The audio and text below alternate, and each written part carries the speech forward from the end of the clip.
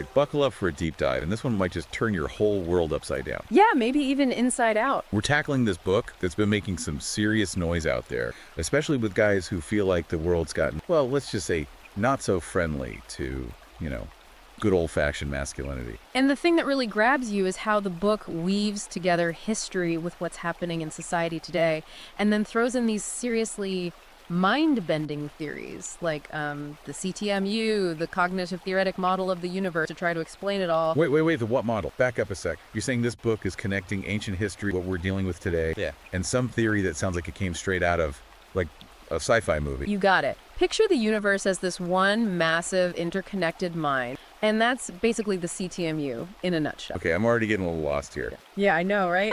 It's a lot to take in, but the book uses this idea to explore how things that seem totally unexplainable, like, those dreams where you feel like you're seeing the future, might actually be tapping into this universal consciousness. Don't worry, we'll get into the details later. It's a wild ride, that's for sure. Okay, you've definitely got my attention. But before we go full Matrix here, let's start with the basic. What's this book actually saying? Why is it hitting such a nerve with so many guys right now?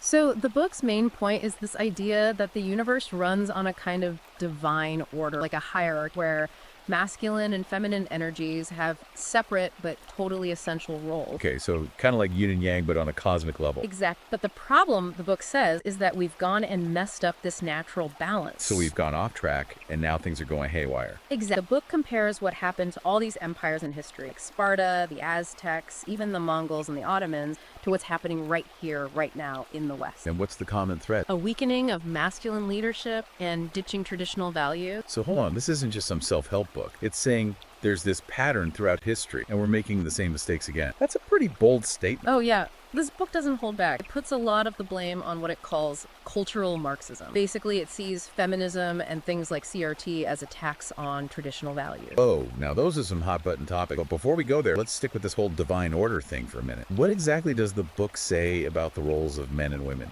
in all of this? Are we talking going back to, like, 1950s gender roles? Not quite. It's more complex than that. The book acknowledges that you need both masculine and feminine energies for a society to be healthy. But it says they work best when they're aligned in their right places. Like, imagine a dance where each partner has their own moves, but they're moving together in harmony. Okay, I can see that. But how does that actually play out in real life? What are these proper roles? And why does the book make such a big deal about them? Well, it digs into history, myths, even spiritual texts, to argue that men are naturally drawn to leadership, protection, providing. It's not saying women can't do those things, but more that men are wired for them. And when they embrace those roles, it gives them this sense of purpose. Sense. So it's not just about men being the strong ones or the breadwinners. It's a deeper thing tied to those specific roles. Precisely. And the book says that when men step away from these roles, or when society tells them it's wrong to want them, it creates this void. Yeah. And that void leads to a ton of problems, both for men and the whole world. Okay, I'm seeing where this is going. Yeah. The book's saying that men need to reclaim their traditional roles, and that by doing that, they can actually fix what's broken. It's a powerful message, especially for guys who are feeling lost or like they don't know where they fit in anymore. Absolutely. And the book takes it even further, saying this isn't just about making society better, it's about a spiritual war against masculinity itself. Oh man, things just got real. So we're about to go deep into the trenches of this spiritual war.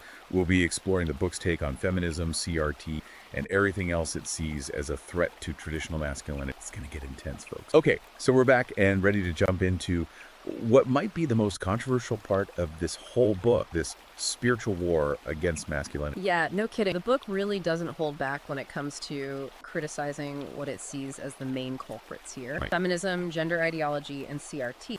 It paints this picture of a deliberate, coordinated attack on traditional values and that whole natural order we were talking about earlier. Okay, let's unpack that a bit, Yep. starting with feminism. The book uses some pretty strong language, Yeah. even going as far as calling it like a satanic heresy. Why so harsh? Well, the book argues that while the idea of equality is, good in theory, the way feminism has actually played out has messed up that natural balance between men and women. It says that focusing on power instead of partnership has led to, the emasculation of men and the breakdown of the family. That's a pretty strong statement. Some people would say that feminism has been a good thing overall, that it's empowered women and led to positive changes for society.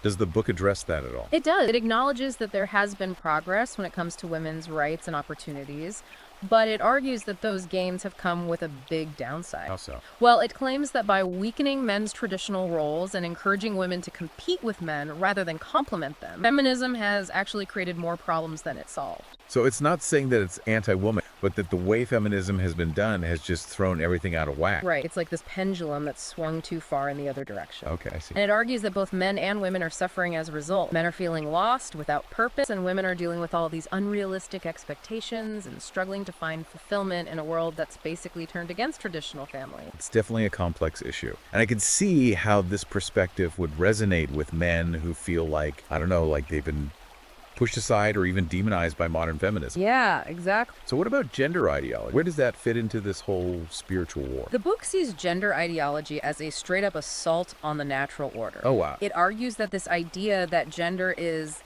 like, just a social construct completely separate from biology is totally false, and that it's leading to all this confusion, especially for young people. So the book is concerned about this blurring of lines between masculine and feminine. Absolutely. It argues that those lines exist for a reason. They represent these fundamental differences between men and women, and by trying to erase them, we're basically denying what it means to be human. It's a perspective that definitely challenges a lot of the current thinking around gender. Yeah, for sure. Now, the book also takes aim at critical race theory, or CRT.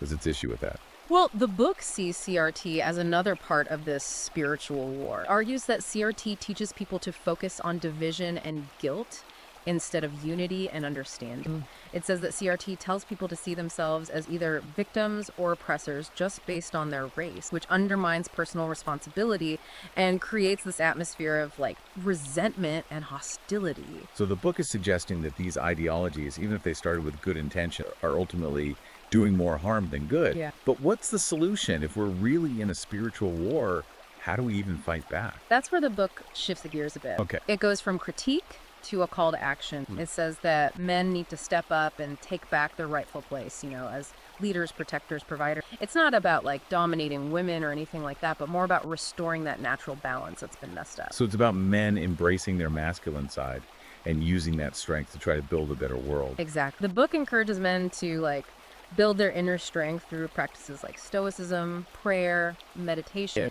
It emphasizes the importance of physical fitness, self-discipline, being self-reliant. So it's like a whole program. Yeah, kind of. What about actually putting this into practice? How does the book say guys can take these principles and use them in their everyday lives? Well, it encourages men to be leaders in their families, their communities, their workplaces. Yeah. It talks about being a good husband, a good father, being a mentor to younger men, and standing up for what you believe in, even when it's not popular. So being a man of action, not just talk. Exactly. The book argues that men are hardwired for action, to take charge and make things happen. And when they do that, they not only reach their own potential, but also make the world a better place. It's a pretty powerful message. Yeah. I can see how that would be inspiring for a lot of guys, especially those who are feeling lost or disillusioned. Yeah, totally. But it's also probably going to tick some people off. Does the book address those potential criticisms, or does it just double down? It does acknowledge that its message might not be well received by everyone. Yeah, I can imagine. But it argues that it's time to stop apologizing for being men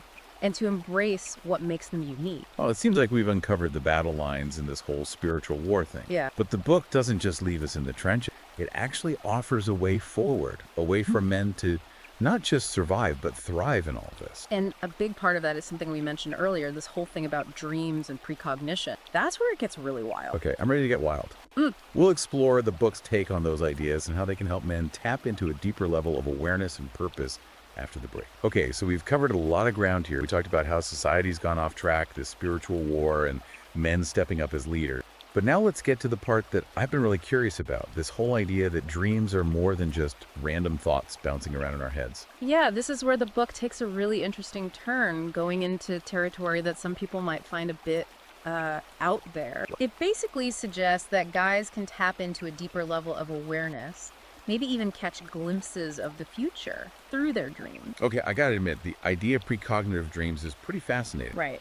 But is the book just saying, hey, pay attention to your dreams? Or is there a more structured approach? Oh, it's definitely more than just pay attention. The book argues that dreams are actually messages from God. Whoa. Giving us guidance, warnings, even glimpses of what's to come.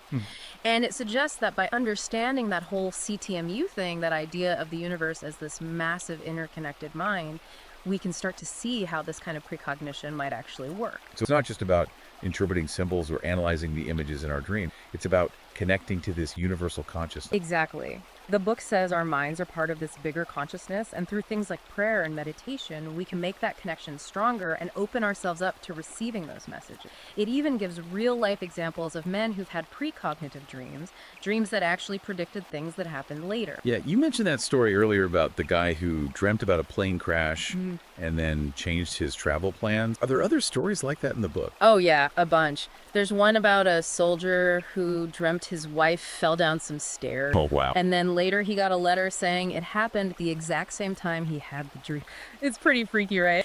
The book even talks about research from the Rhine Research Center, a place that's been studying psychic stuff for years, and they found evidence to support the idea of telepathic dreams. Okay, yeah, my mind is officially blown. Right. But let's be practical here. Even if we say, okay, precognition is real, how can the average guy actually use this? Is it about predicting lottery numbers or knowing when to avoid traffic? It's less about predicting specific events and more about getting a deeper understanding of the patterns and possibilities that are happening in your life. Okay. The book says that by paying attention to what your dreams are telling you, you can make smarter decisions, avoid problems, and maybe even see opportunities that you would have missed otherwise. So it's like having this inner compass that's guiding you toward what you're supposed to be doing. Exact. But the book is clear that this isn't just about what's good for you personally. Okay. It's about lining yourself up with this bigger plan, using those insights to be the best version of yourself and make a positive impact on the world. Makes sense. It's not just about knowing the future. It's about using that knowledge to create a better one. You're right. But even with these incredible insights, it sounds like there's still a lot of personal responsibility involved. Guys still got to take action and make things happen. Oh, absolutely. The book doesn't sugarcoat it. It's a call to action, a challenge to step up and become those leaders, protectors, and providers that men are meant to be. It's about embracing that masculine essence, building inner strength, and using those qualities to actually make a difference. So it's not just about getting these messages. It's about taking those messages and turning them into action. Exactly. It's about understanding your place in the grand scheme of things and then stepping up to fill that role with courage, integrity, and a real commitment to making the world a better place. It's about living a life with purpose, It looks like we've reached the end of this deep dive. We've covered a ton, from the decline of traditional values to the wild world of precognitive dream. It's definitely given us all a lot to think about. For sure. And whether you buy into everything the book says or not, it definitely makes you realize that we're all capable of so much more than we often think. Absolutely. And if you're interested in learning more, you can check out Book Title on Amazon Kindle and Google Play Books. It's definitely worth a read. Until next time, keep searching, keep asking questions, and keep exploring the mysteries of life.